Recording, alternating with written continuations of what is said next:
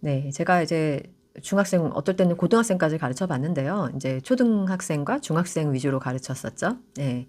그런데 아이들이 이제 중학교에 올라가면 당연히 부모님들께서 학교에서 이제 시험 점수가 잘 나오는 그런 교육을 원하시기 때문에 저도 일단 이제 원을 운영하면서 이건 소비자의 뜻이 가장 중요한 것 아니겠습니까? 네. 그러니까 시험 문제풀이도 시켜보고 학교에서 시험 잘 볼 수 있도록 여러 가지 이제 교재도 사용하고 그리고 이제 프린트를 가지고 기출 문제 풀려보고 막 그런 일들을 저도 했었어요.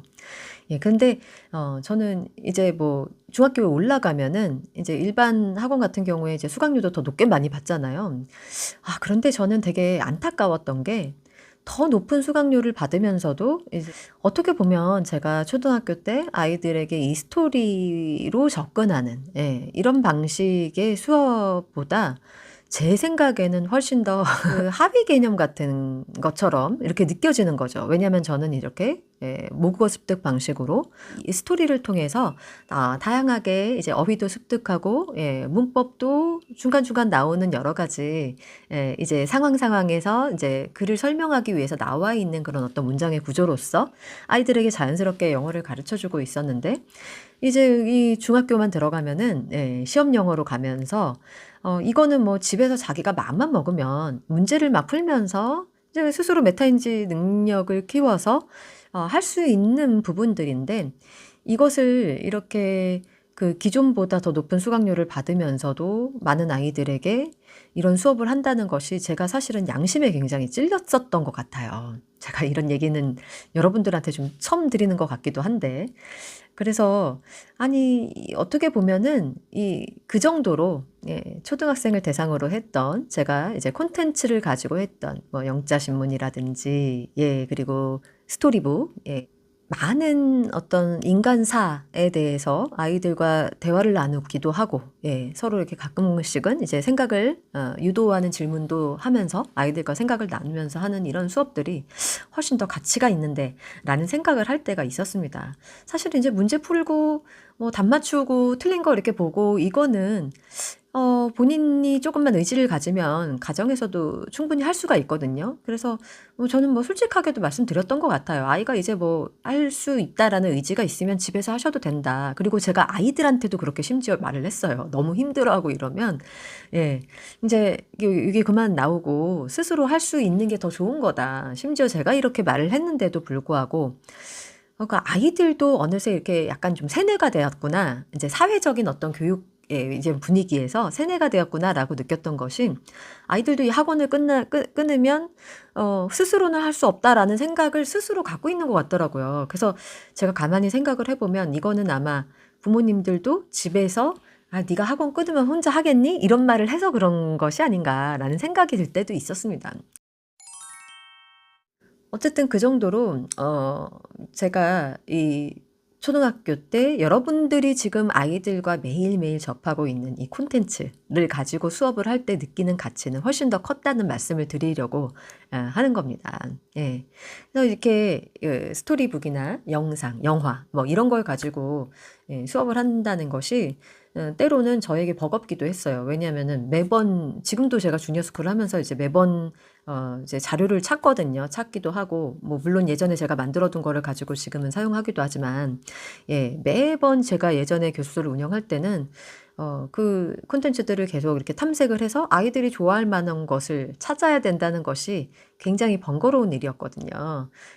어떻게 보면 이제 교재 수업을 하는 게 훨씬 더 편해요. 인제 가르치시는 분들은 아시겠지만 거기 나와 있는 대로 가르치면 되잖아요.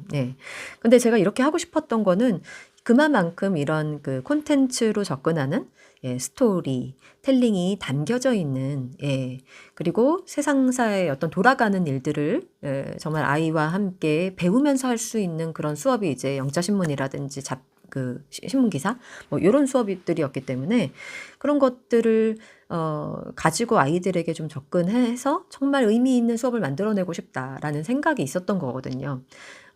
그래서 실제로 아이들도 굉장히 이제 스토리 읽어주고 그럴 땐 좋아하고 재미있어하고 저랑 또 그것을 가지고 대화를 나눌 때 즐거워했기 때문에 참 저는 그때 보람 많이 느꼈던 것 같아요. 그래서 지금 뭐 온라인 수업으로도 하면서도 그게 제가 이 일을 지금 계속 하고 있는 이유는 가르치는 사람으로서 양심적으로 행복하고 즐겁고 아이들한테 줄 수 있는 것들이 더 많다라고 생각하기 때문이거든요. 예, 물론 제가 늘 말씀드리듯이 제 수업은 양념이라고 말씀을 드렸죠. 그 정도로 평소에 아이들이 이제 폭넓은 영어 콘텐츠를 가지고 언어를 배우게 되면 얻을 수 있는 것들이 훨씬 많다라고 생각했기 때문입니다. 대표적인 것 두 가지만 오늘은 좀 말씀을 드려보자면, 첫 번째는 뭐냐면요.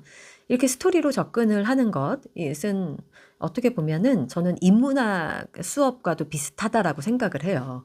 왜냐하면 여러분들이 인문학 하면 굉장히 어렵게 생각하시지만 인문학이라는 것이 뭐냐면 인간의 어떤 생각을 다룬 학문이잖아요. 네. 그래서 인간 자체에 대의 어떤 본질에 대한 탐구, 이렇게 하면 너무 어렵게 느껴지실지 모르겠지만 인간의 어떤 문화와 인간에 관련된 그런 사람들이 쏟아내는 어떤 스토리와 관련된 그런 학문이라고 생각을 하시면 되거든요.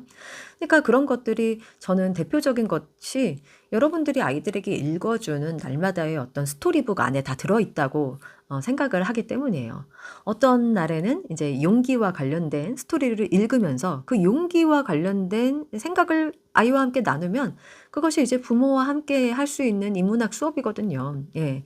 그리고 어떤 날에는 아이들이 불 위에 굴하지 않고 본인이 생각하는 가치에 따라서 무언가를 성취해 나가는 그런 경험들을 아이들이 이제 대리만족을 하게 되는 거 아닙니까? 그래서 그런 어떤 스토리들을 짧은 그림책 안에도 다 그런 플롯들이 다 담겨져 있는 경우가 굉장히 많거든요. 그래서 그런 사람이 생각할 수 있게끔 하는 그런 콘텐츠를 가지고 내용에 집중하면서 영어를 배울 수 있다는 것이 얼마나 이제 가치 있고 좋은 일이겠어요. 그래서 저는 그냥 아이들을 하고 그렇게 이렇게 스토리를 들려주고 거기에 담겨져 있는 메시지를 가지고 대화를 나누는 것 자체가 굉장히 의미가 있다고 생각했고요. 이것이 이제 가정에서 이어진다면 그게 뭐 최고의 교육 방법이 아닐까라는 생각을 많이 했었습니다.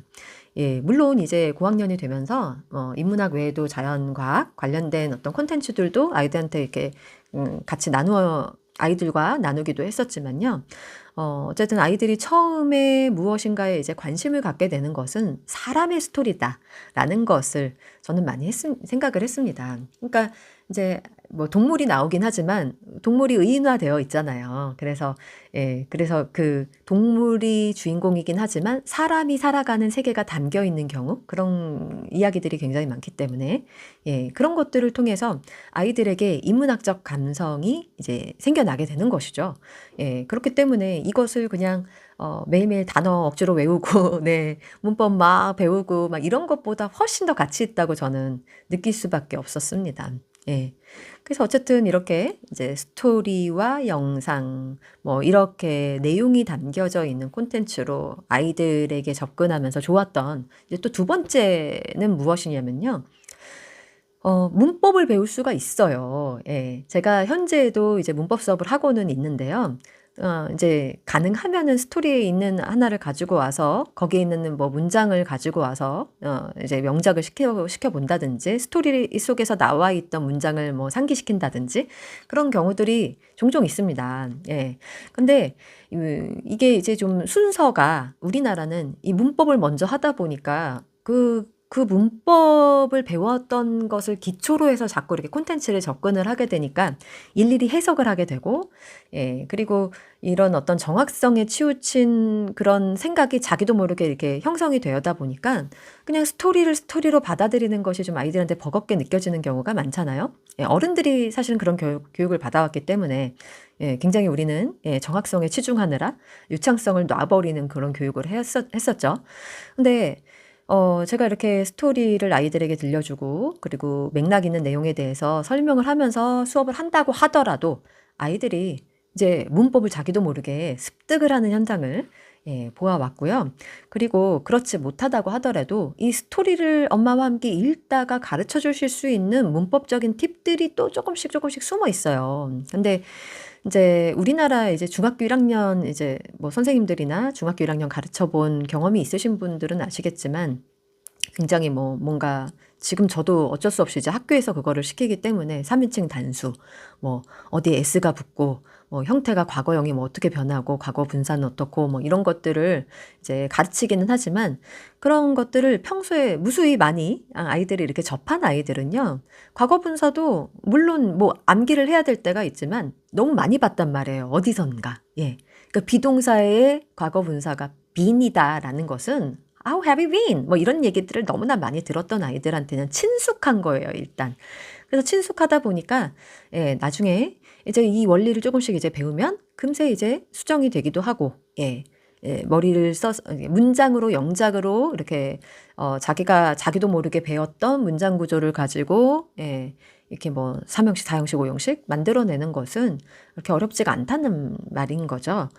뿐만이 아니라 이게 저는 이게 문장을 이제 해석할 때 되게 또 중요한 역할을 하는 게 접속사예요, 접속사. 예를 들면 if라든지 여러분, although, though 뭐 이런 거 있잖아요. 예, 그런 어떤 접속사에 대해서 뭔가 문법의 어떤 그래머 책에서 어떤 한 파트에 유닛 몇에 나와 있는 걸로써 학습적으로 배우는 것보다 매일매일 읽는 그런 콘텐츠에 if라는 게 얼마나 많이 나와요. 여기저기 굉장히 많이 나오잖아요. 예, 예. 뭐 while이라는 것도 그렇고, 네, when I 해서 when이라는 게 의문사 말고도 접속사로 쓰이는 경우가 많잖아요. 주어가 뭐뭐를 할 때. 그러니까 그런 것들이 스토리로 접근할 때는 매일매일 쏟아져 나오는 거죠. 그럴 때마다 이거는 이제 팁이 될 수가 있는데요. 엄마들이 한 번쯤은 이거를 가르쳐 주세요. 그러다 보면 아이들이 어느새 알고 있는 경우도 있지만 몰랐던 아이들한테는 한두 번 이렇게 가르쳐 주면은 아이들이 나중에 이렇게 이제 책을 읽으면서도 그게 이렇게 강화가 되면서 더 많이 이제 문장의 어떤 구조와 쓰임에 대해서 어떤 맥락에 대해서 이해할 때 굉장히 많은 도움이 되는 거죠. 그래서 저는 어쨌든 이렇게 콘텐츠로 접근하는 영어 교육 방식에 대해서 계속해서 여러분들에게 이렇게 전하고 있는 이유는 아까 처음에 제가 말씀드렸던 것처럼 이게 이렇게 우리나라에서는 이게 좀 순서가 바뀌었지만 일본식 교육의 어떤 영향을 받아서 바뀐 이 현실이 좀 안타깝기 때문이고요. 제가 직접 이것을 해보니까 일단 즐겁기 때문이에요. 저도 즐겁고 배우는 아이들도 즐겁게 어느새 영어를 습득해가는 모습이 그 가치가 너무나 크다. 근데 이 큰 가치에 대해서 이제 아직 모르시는 분들이 많으니까 여전히 조금 더 저는 이 얘기를 드려야겠다라는 생각에서 오늘도 여러분들께 꾸준히 이 연마표 영어 즐겁게 하시라고 오늘 영상 만들어 보았습니다. 네, 그러면 오늘은 여기까지 마치고요. 저는 또 다음 시간에 다른 이야기로 돌아오는 걸로 하겠습니다. 오늘도 감사합니다.